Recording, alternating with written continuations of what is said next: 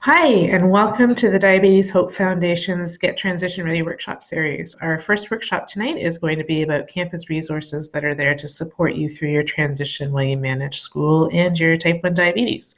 My name is Heather Miller, and I'm the program director with the Diabetes Hope Foundation. I'm just going to start with a short history about the foundation and some of the resources that we have available for you.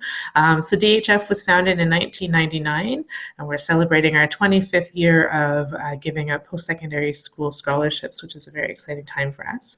And we offer free programs and resources to help students who are transitioning to both the adult healthcare system and the post-secondary school. We have our Hope Connects program, which is a peer mentorship program available to all first and second year students living with type 1 diabetes. And this is an extra support system for you where you get matched up with a fellow student, hopefully, if possible, on the same campus as you in the same program that you're studying with similar interests, who is also living with type 1 diabetes. And this is, like I said, an extra resource and extra support for you to help navigate some of the challenges that come along with type 1 management while you're at school. We also have some free resources available through our website, diabeteshopefoundation.com. The first is our transition guide, which now is available for use on your phone. You don't need to download it. You just need to go to our website. There's a link there that will take you straight to it. It's got information on over 190 different schools across Canada, both colleges and universities, including things like the accessibility services that are available on campus, the nearest endo, different services they have on campus to help you out, as well as some information about what your rights are as a student who is living with type 1 diabetes. So I highly recommend that you check that out just to get everything lined up and in order ahead of starting school in September. And we also have our Transition in the Kitchen, which is a recipe guide that's got some great, simple recipes geared towards people who are living with diabetes. A lot of them are also taking into consideration those who have celiac. And this is available again for download, or if you'd like to have that hard copy in your kitchen, you can order it and we will send it to you right away. So both of these resources are available through diabeteshopefoundation.com. We're also on social media, and we'd love it if you followed us so you can find out more information about resources and programs and upcoming workshops. So we're on Facebook, Instagram. All our webinars are recorded and put up onto YouTube, and we're also on LinkedIn. If you have any questions about any of the programs that we have, if you're interested in getting connected with a mentor, if you're having trouble finding out where the Transition in the Kitchen guide is, you can always send me an email, heather@diabeteshopefoundation.com. All right, and now I'm going to introduce you to our wonderful panelists who are going to share some information with you about resources that are available on campus to help you when you're navigating and starting school in September. And we'll start just by going around getting our panelists to introduce themselves. So Daniel, did you want to take it away, just sort of who you are, what you're studying? Sure. Hi guys, my name is Daniel. I'm a third year at Queen's University in Health Sciences. I mainly focus on studying neuroimmunology. That's where I've also been working for the past semester as well. I actually came to university during the COVID year, so I don't have as much to say about res, but as far as being on university campus, social aspects, and how to make that transition just to solo living, I can definitely answer many questions about that. Thank you. Awesome. Thanks, Daniel. We'll just kind of go counterclockwise, I guess. Bryn, did you want to go next? Hi, my name is Bryn, and I'm a first year at the University of Guelph. I'm studying psychology. So since it's my first year, I'm fresh out of the scholarship program. And I really enjoy my program, and I'm having a great time at the university. So thank you. And Ethan. Hey everyone, my name's Ethan. I'm in my second year of health sciences at McMaster University. I'm really happy to be here. I was diagnosed when I was in grade 7, so that's just a little over 7 years ago. And I'm looking forward to answering some questions. Awesome. Thanks, Ethan. Maddie? Hello, my name is Maddie. I'm actually in Alberta at a small university called the King's University, and I'm a bio major. So it's my first year, but I've really enjoyed it so far. So thank you. And Abby, last but definitely not least. My name is Abby. I'm a third-year dance major at York University. I am extremely active. I train for between 30 to 40 hours a week in dance as well as martial arts. I'm a third-degree black belt. So I'm very keen on an active lifestyle with T1D. So I'm good to answer any questions as well. Awesome. Thank you very much. So first question, I'm going to start with you, Ethan. If you could talk a little bit about sort of what the biggest challenges you encountered when you started post-secondary, sort of in regards to your type 1 and how you managed it through the first couple of years. Yeah, for sure. It's a loaded question, but I'll kind of break it down. So I'm at McMaster and I live in Mississauga. So like currently, as a second year, I'm off campus, but my first year I was in res. So basically the distance isn't that big of an issue for me to go home and also kind of still lean on some resources I had throughout high school. But it's still definitely a transition because as you'll find, or as you like kind of start first and I guess second and third year, there's a lot more independence that comes with being in university, and a lot more things that you need to take care of, kind of as you lean off of that support that you had throughout high school, and get new supports, hopefully. So I guess from a personal standpoint, I didn't go home as often as I did in high school entering first year, and that kind of even is reduced in second year as well as things get busy. So I think the biggest challenge I had in both of my years so far is kind of figuring out what all the resources are that are available to me and just figuring out, I guess, when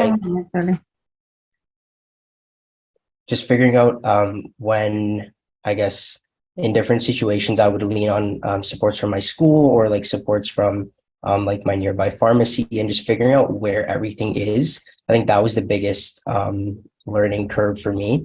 So like, for example, McMaster has like a Shoppers that's kind of across the street on Main, and figuring out how to kind of order my own insulin and take more independence with that.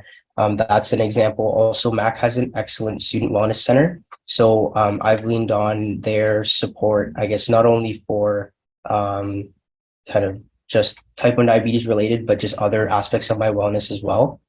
I can speak a little bit to like class scheduling, which I know can be a little bit inconsistent of experiences with different people, depending on what program you're in and that kind of stuff. But what I found is that a lot of the time, different than high school, where you had like a sort of like an 8 to 4 kind of vibe, or like a 9 to something.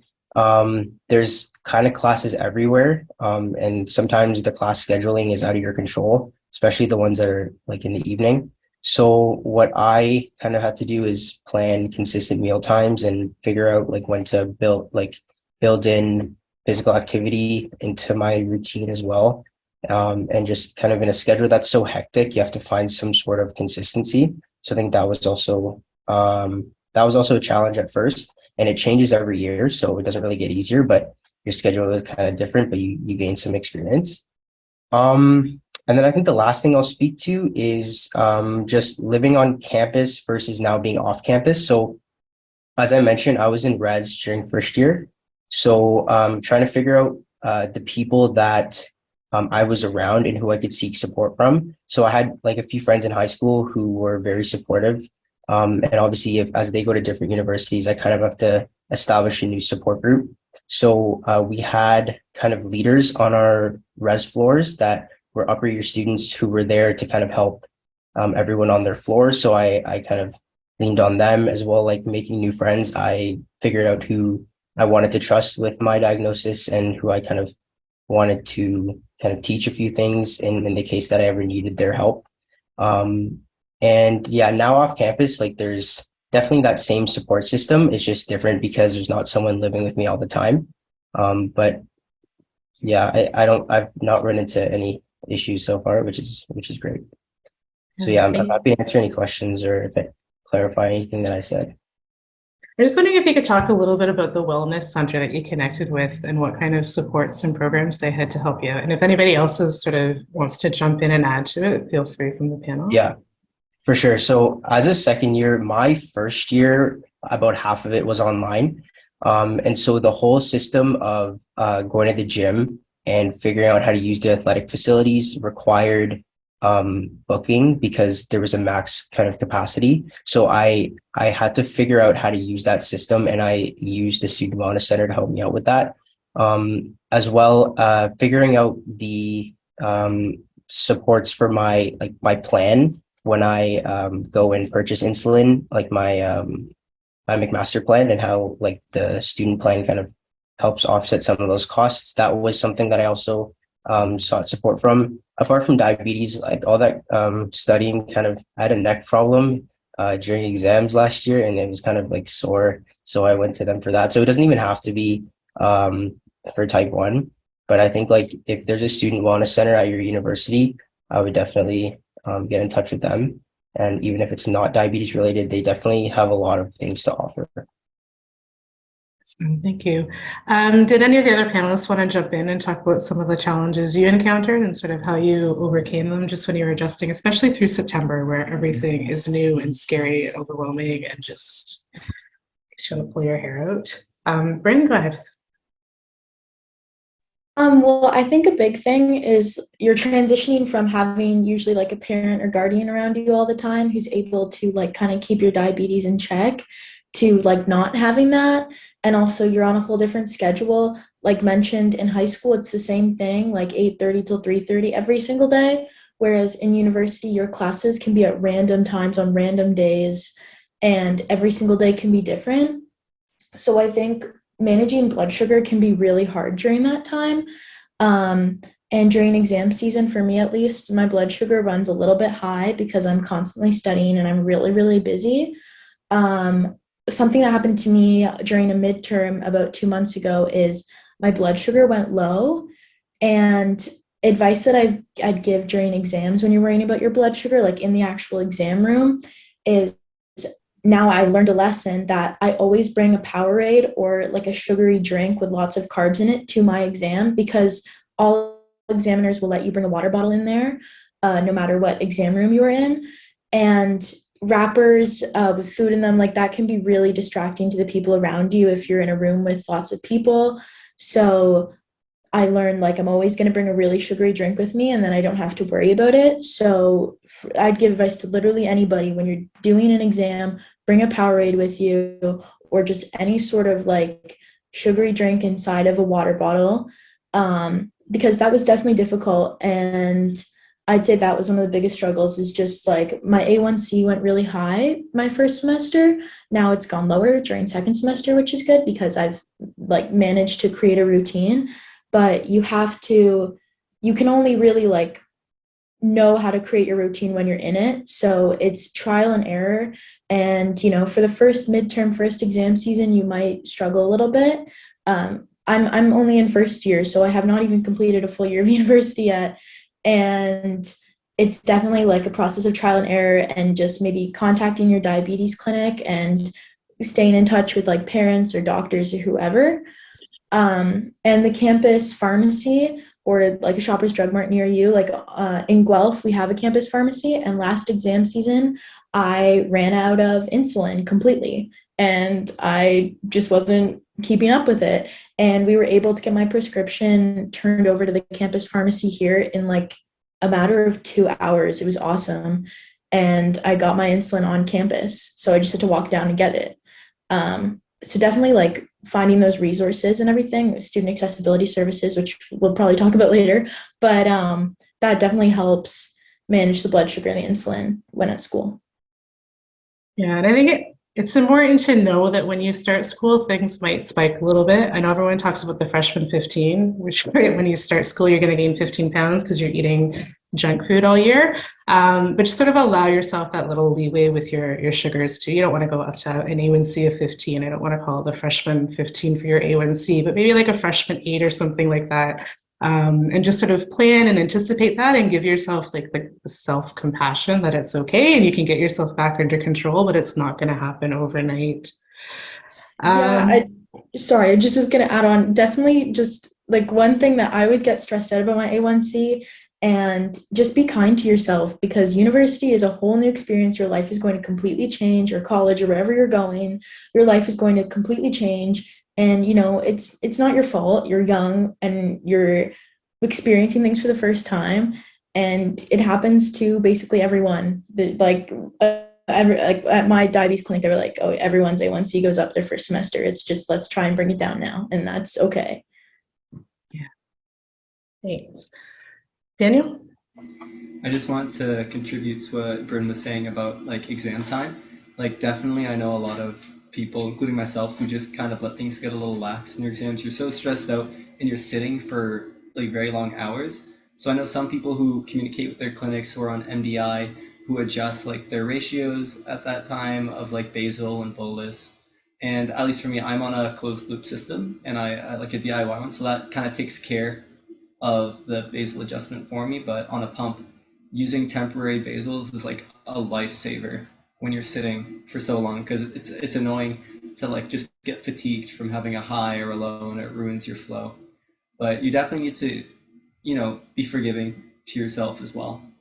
When you're already stressed with exams, it's hard to have that external stress of diabetes. So it's good to prepare in advance and talk to your clinic at the beginning of exam season to figure out a good strategy. You're only as good as your system. Yeah. And rely on those supports and sort of build those supports in too, either on campus or back home, or if you're lucky enough to, or not lucky enough, but if you're able to stay home, then home as well. Abby or Maddie, did either of you want to add anything, or do you want to just hop on to the next question?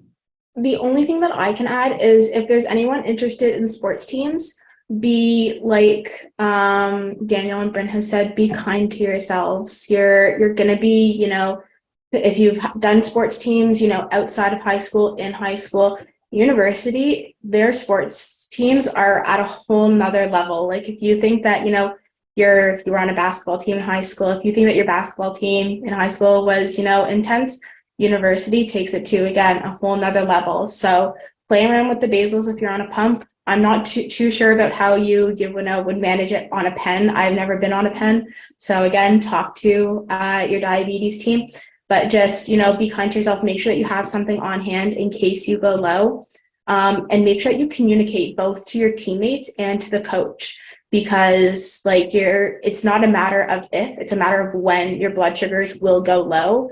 And it's better just to be safe than sorry. Let them know, hey, I'm type 1 diabetic.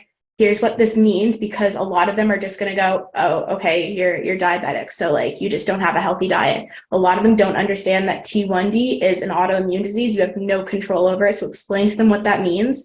And then explain, when my blood sugars go low, I have to sit out. It's not that, I'm slacking, I'm lazy. It's, I need to take care of my body. This is how I do it. This is what needs to happen. And if you see these signs, A, B, C, call me out. And that means that I need to go sit out. So just have that open communication, both with the teammates and the coach.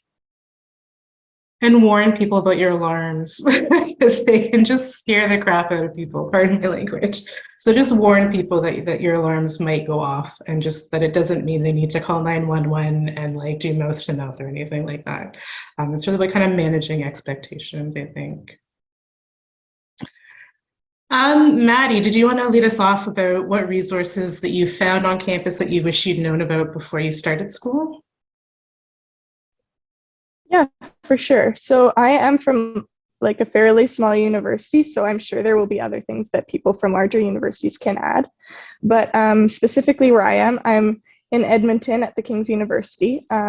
And one of the things that I did not know, and this does not necessarily relate directly to diabetes, I think it's just a great resource for everyone, is we have a writing center / tutoring center, and it's free, and you can go, you can just schedule a time and go whenever, and they'll actually just help you out with whatever you're working on.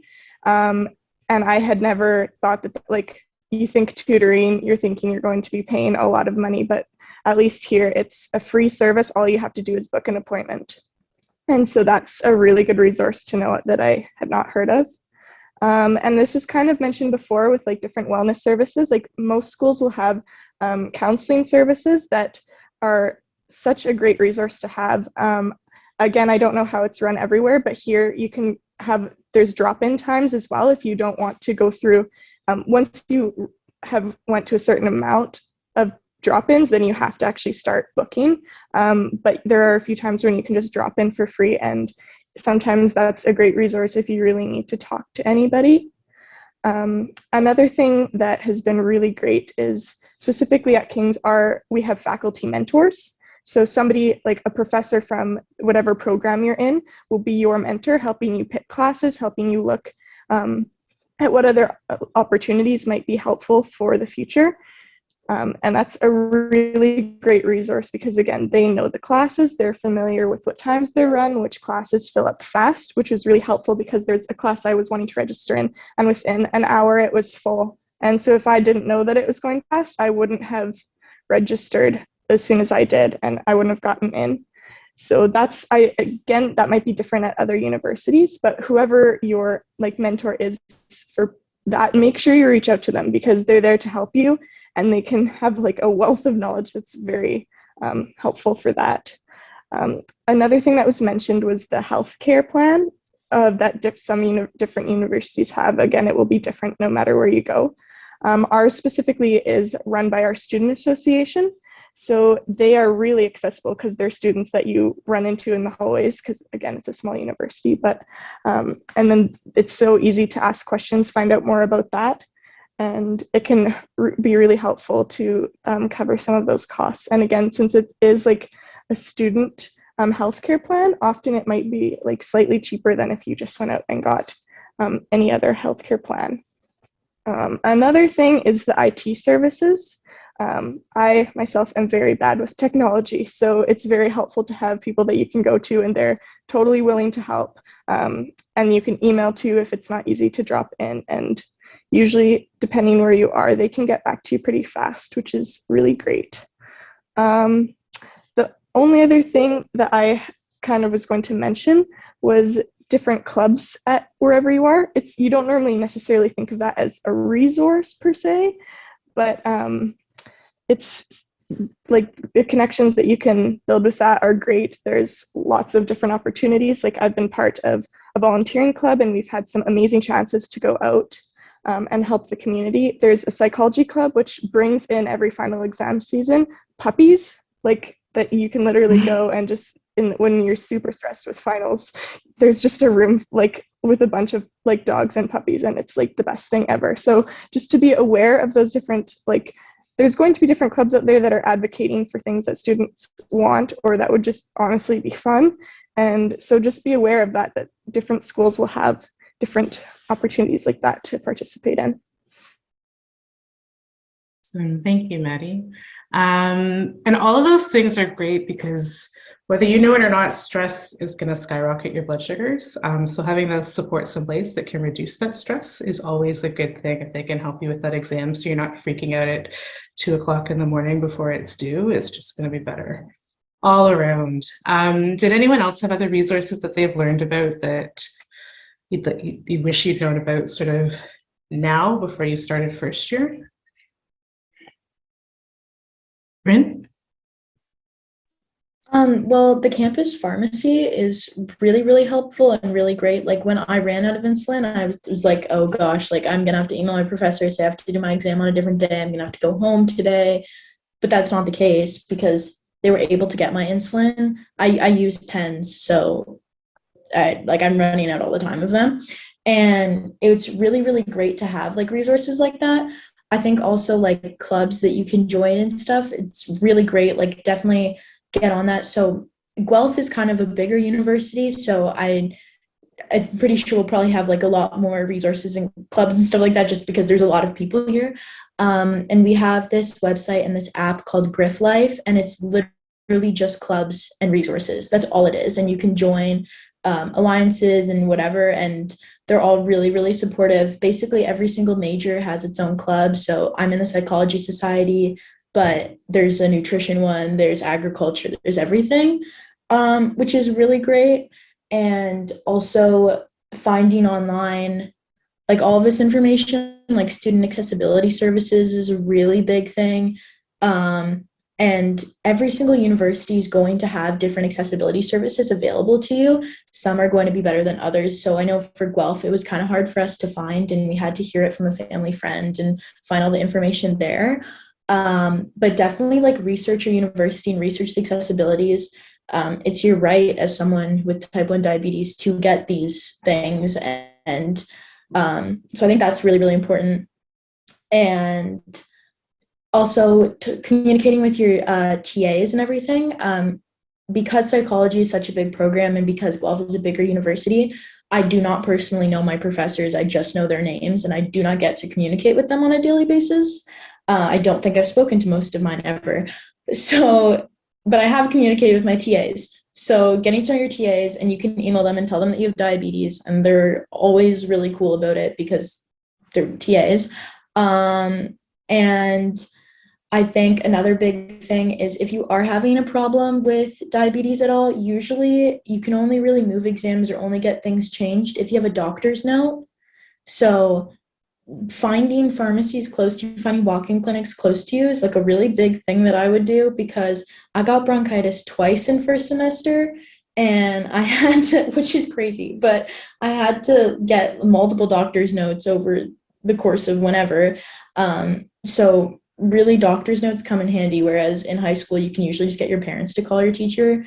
That's not the case anymore. So just being aware of those kinds of things. Awesome. Thanks, Bryn. Daniel? I was gonna say that a lot of universities have accessibility advisors. If you tell them that you have diabetes or any other conditions, it's really important to have a good relationship with them because you can always CC them when you need to advocate for yourself. And they're going to be another person in the university kind of looking out for you and making sure that your needs are met, whether it's like exams or low treatments in class. Because I've had issues where people didn't want me bringing like my diabetes bags into class or treatments, and I've had to CC my advisor to help explain things. I think it's useful to establish that like before first year even starts. I was going to say also that many schools have mentorship programs where you could be matched with another student in your program in an upper year. And it's extremely useful just to kind of hear what your program is going to be like in the future, what classes to avoid, what classes to take, like other than like just your academic advisor. And also, I see that there are a lot of people who are interested in like bio, health, and psychology. And if you're ever interested in doing research, I also recommend looking at faculties of areas that you're interested in and reaching out to the heads of those faculty because they can give you advice on who to reach out to, where you might be most needed, because any undergrad will tell you that it's quite hard to find a good research position, but reaching out to those people builds a good connection and you have a really nice advisor specific to your interests. And I wish I knew that years ago. That would be really helpful. Thanks, Daniel. Did anyone else want to add anything about resources you wish you'd known about before you started?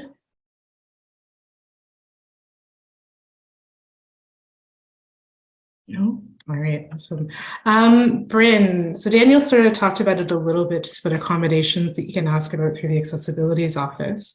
What accommodations are available to you? When do you need to start asking for them? And what was the process like of applying for those? So I started looking at the accommodations in May when I was still in grade 12.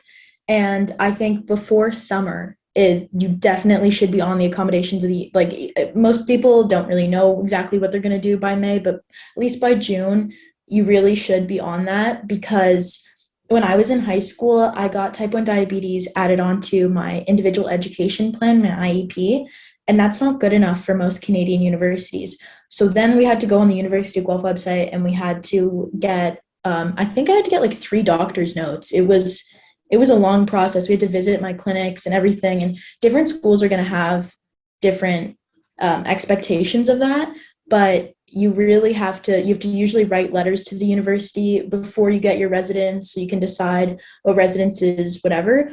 So I know that we asked the school if my residence could be near the dining halls so I could have access to food quickly, or if you go to a school with a dining hall in a residence, you can request that.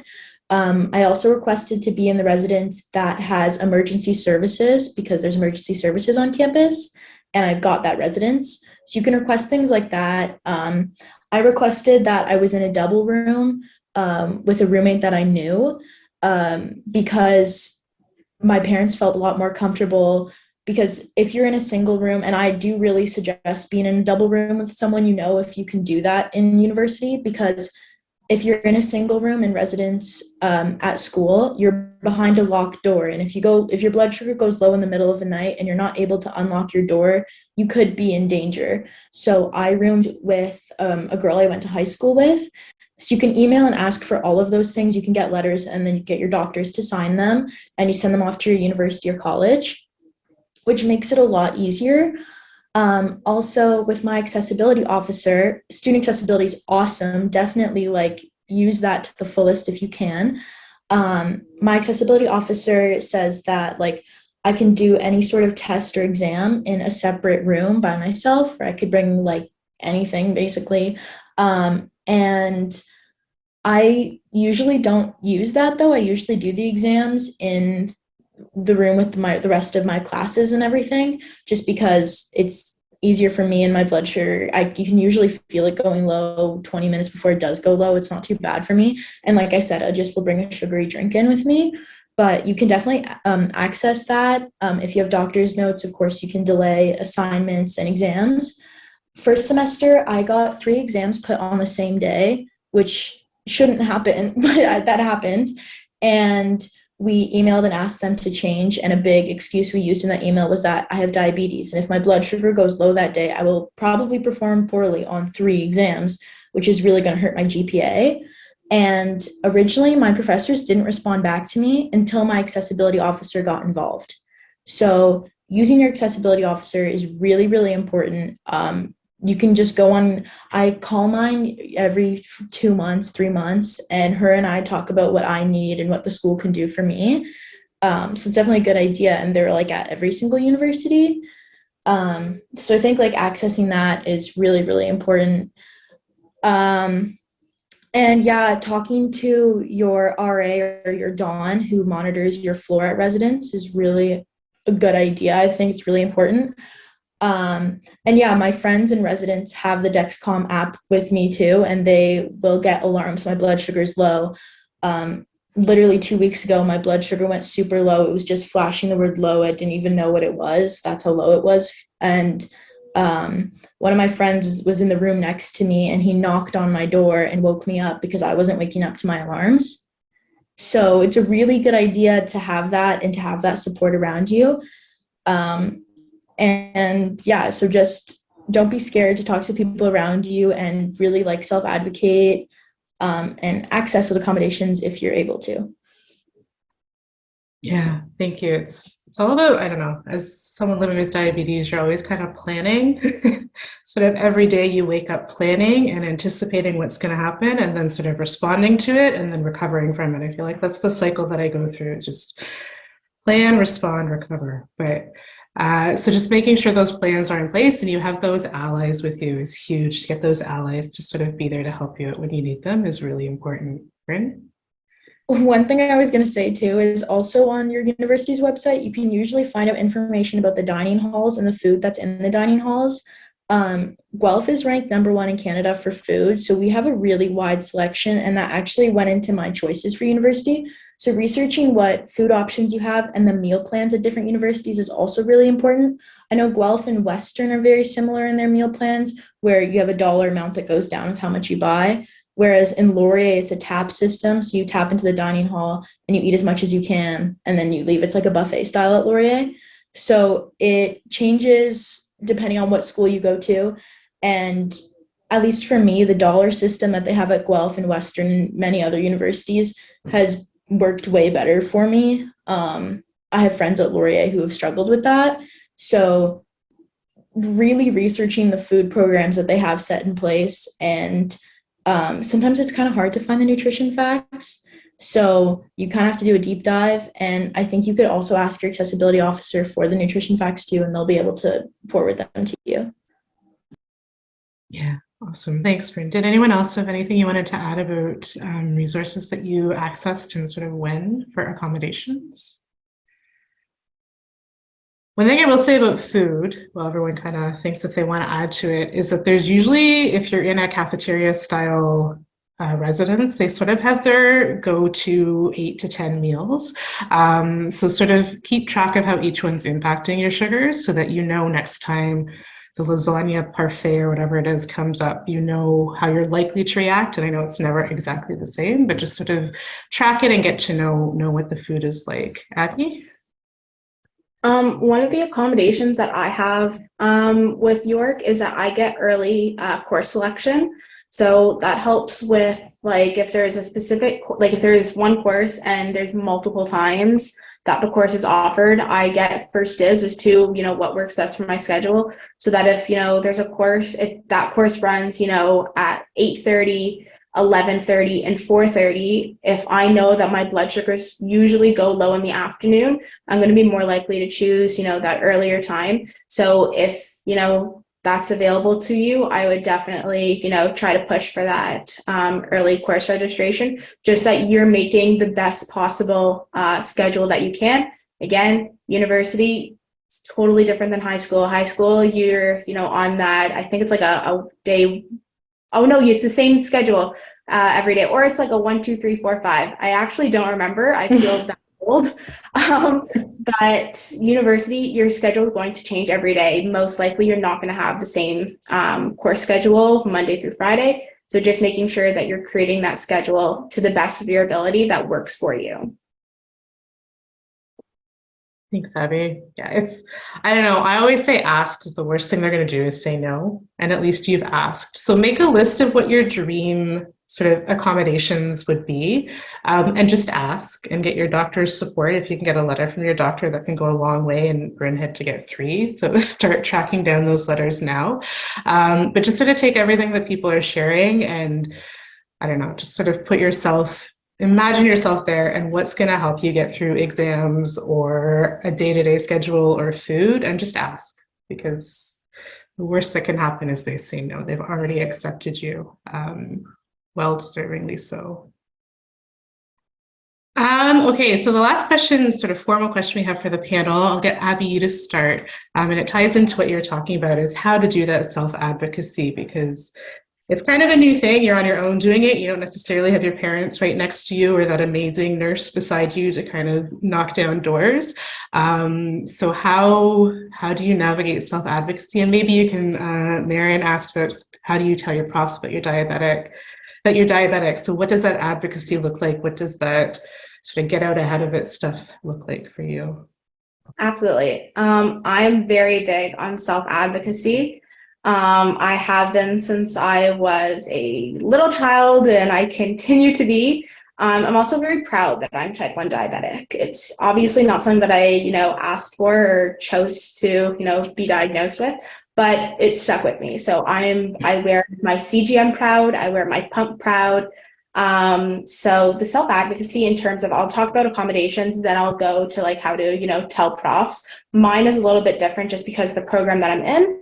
But in terms of accommodations, again, you're going to most likely need a doctor's note. If you're like Bryn, you may need 3 doctor's notes, which I have my own opinions about that, but we won't talk about that now. But you'll get a doctor's note, and the doctor will most likely, check off what affects you when you're low/high.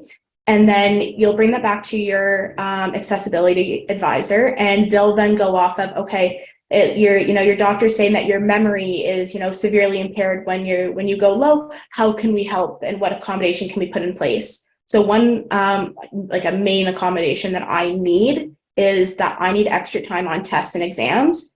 And my doctor put that I basically have no symptoms when I go low. That was on me. I probably should have checked the paper before I handed it in to my accessibility advisor.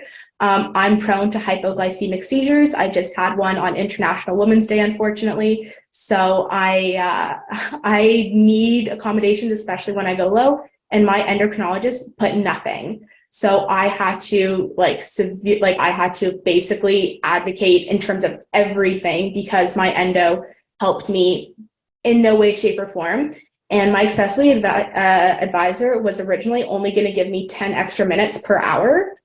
And that's not good enough. My lows take between 30 and 45 minutes in order for me to come back up, which means I'm staying in that low for 30 to 45 minutes. So make sure that you know your body and know, how you respond to those highs and lows before even talking to that advisor. So if you take, 20, 30 minutes, that's the amount of time that will have to be added for those tests and exams. So for me, I get 30 minutes per hour. So if the exam is an hour, I get an hour and a half to write that. And I also get a 30-minute break in the middle. So again, if it's an hour and a half exam, at the 45-minute mark, I get a 30-minute break to literally get up, leave, and then I get to come back. So if you need those breaks, advocate for yourself. If they say no, do not back down. It's going to be scary. There's no one helping you, unfortunately. It is you, yourself, and I. But if they say no the first time and you know that you need it, you got to stand up for yourself and you got to just say, hey, I need this because XYZ. And you kind of just got to go from there. In terms of telling TAs and professors, I'm in a very small program. I have 25 people in my program in my year, and that's around the number of students in each year. Because I'm in dance, my professors know us like individually extremely well. They know, where we live, what studios we grew up at, our timetables. They know basically everything about us. So that was a little bit more intimidating to actually need to open up that way to the professors. But I kind of just went in like a bull in a china shop. At the first day of class, I said, hey, I give them my name because they're not going to know you on the first day. So same thing, if you're, starting university or college in September, start with your name. Say, hey, I'm Abby and I'm type 1 diabetic. And again, kind of give a small synopsis as to what that means. Autoimmune disease, my blood sugar's kind of wonky, can go high, can go low. And then if you're prone to highs, let them know what can that look like and how that will affect you in that class, because that's really what they need to know. I hate to say it, they don't really care that you're diabetic. They just need to know how it's going to affect you and affect them in class. So if you're prone to high, let them know that. But most likely it's going to be those lows that are going to affect you. For me in dance, I actually have to basically miss part of my class because, if my blood sugars go low, I'm obviously not going to dance through that. Yes, I have. Don't do it. Not a smart choice. But just make sure that, you're open, you're honest, and nothing, like they can't say anything to you. If you're in a psychology program or some sort of med sci, life sci, you're most likely going to be sitting in a lecture hall, which is going to be a little bit easier to mitigate those lows and highs. It's easier for you to stay in that, good range. But if you are going into some sort of, physical program, dance, kinesiology, something where you're going to be active and you're going to have those, physically demanding classes, just make sure that you're, open with some close friends, but also with the professors. Thanks, Abby. That's all huge. And again, ask for it, because again, the worst they can say is no. And if you never need that extra 30 minutes for your exam, then awesome. You at least know that you have it in case you do need it. And I just want to reinforce Abby's point about read over what your doctor's submitting to make sure that it's reflecting you, because everybody's diabetes is so different. How it impacts you is different, and it even changes from year to year. So I would suggest checking in sort of at the beginning of sort of second year and third year in case there's any new things that you need to support you. But it's better to have it in your back pocket than to have to fight for it when you're like, just want to devour a fridge full of food. Anyone else want to add to the point around self-advocacy and what that looks like for you? Because it's different for everybody, right? Like some people are bull in the china shop like Abby, and some people might approach it in a different way. Bryn? So for my program, the average class size is like 300 people. So my professors don't know me.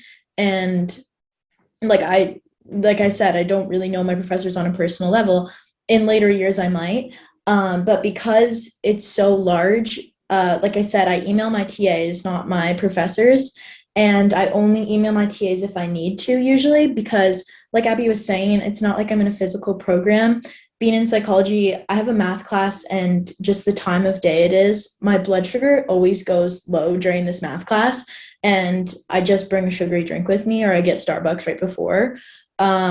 So I think it changes depending on where you're at and who's in your program and everything, but definitely telling people in your class or having a friend in every single class that knows is really important. Like that's kind of my forms of self-advocacy, I guess, is telling my peers, because I'm not really around my professors in that close contact or whatever. So I tell my friends, and that's really helpful. And don't be scared to like leave your class if your blood sugar is low. I have a friend whose blood sugar would always go low last semester during our psychology class, and she would always be so scared to leave the class. And I'd be like, there are 400 people in this class right now. The professor doesn't care if you leave the class. It's not like in high school where you have to ask to go to the washroom. You can leave, and especially if it's something as important as low blood sugar, just like quickly like get out of that space and be safe. Your health is your top priority over school, over social events, over what other people think of you. And so don't stress about it too much, because you have type 1 diabetes and it's not your fault. And most people don't even notice. I don't think my professors have noticed when I've had to leave class because I'm low. My friends never notice when we're getting food and I give myself insulin in front of them, or my blood sugar is low. They just think I'm hungry. Like, it's not as big of a deal as it maybe would have seemed in middle school when you were in a class of the same 30 people all the time, or in high school where it's the same situation. So I think definitely, just it's a part of our lives, and there's nothing to be ashamed about that. And definitely tell your RAs and your DONs you have type 1 diabetes. You can totally trust them. That's what they're paid to do, is to take care of the students and residents. Tell your roommate, if your roommate didn't already know, tell your roommate on the first day, and become friends with people in your res. And also, now that people are older in university, a lot of people are in science programs. If anyone took grade 12 biology, they know what type 1 diabetes is. And it's a lot easier to explain to 18-year-olds what type 1 diabetes is than like 13-year-olds or 12-year-olds whenever you got diagnosed. So it's a lot scarier. People are adults now. They're not going to be cruel to you. They're going to be nice. People are genuinely nice, and everyone just is trying to go to university and have a good experience. And I think for the best experience, it's being open with your friends and your peers, which is scary when you're making new friends, but they're not going to judge you. Everyone's doing this for the first time, and it might be a little bit more challenging that you have type 1 diabetes. So just be open about that. It's not something that you should take on all on your own, and it shouldn't feel like a burden like that either. Thank you, Bryn. I feel like if we could put all of that on a t-shirt that we could just wear everywhere, it would be awesome. Ethan, what did you want to add? Okay, just wanted to add like two things.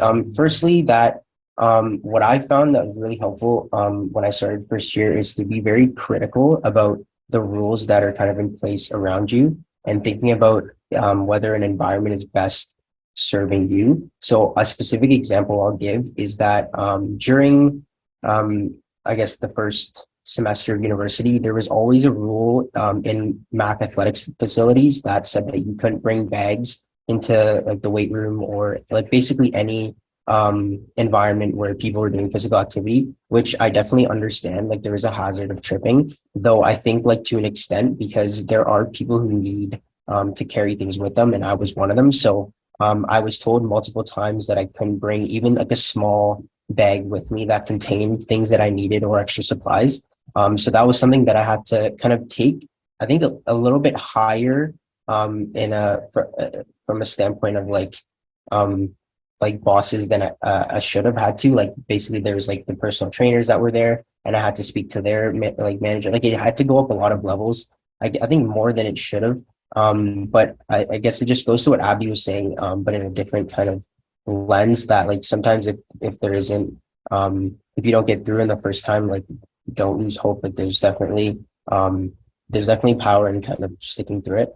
And then I guess I was also going to comment on something that Bryn touched on, which was that talk with your peers, because they're going to be with you a lot more than even your TAs and like your profs. And while from an academic standpoint, speaking to them is extremely important, your peers are going to be with you in non-academic settings as well. And those are sometimes even harder to kind of manage your blood sugars at than academic or class settings. So I think like having a good support group is very, very important. And I touched on that earlier, but I think it can't be said enough that if you have a good support group that kind of understands what you need specifically for your well-being, I think that's like one of the best ways you can self-advocate.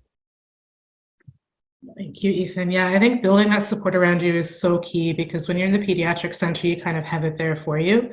And when you're moving out sort of more independently, it's on you to build that support around you. And like Bryn said, people are nice and kind and they want to help.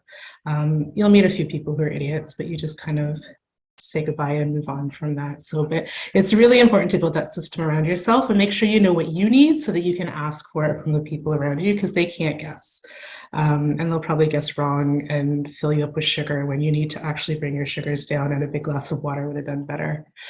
Abby.